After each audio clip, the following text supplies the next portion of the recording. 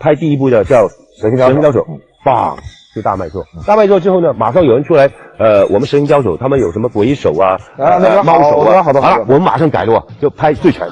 这条哇一个大红，对猫对狗一大堆，那我怎么办呢？我再变，就变自由打法。也有人学我，好，警察故事，我拼命。用出你同族後鋭勢要去顯東方的威風，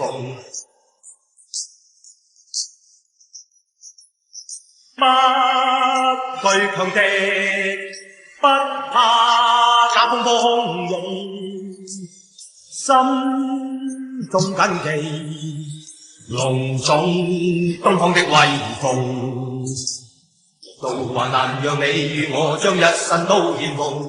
这个年代是电影圈里面最顶峰的难度動作，變咗大家會睇到做嘅動作，8樓打落嚟，打落水池，哇咁都得啊！我哋應該都可以啊，我9樓啦咁，我哋跳落火海度咁。洶湧，心中緊記。隆重東方的威風，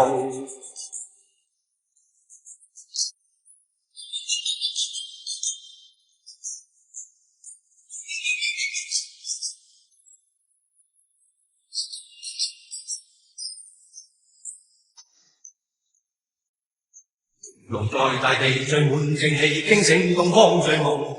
中華男兒勃發志氣，大家豪衝。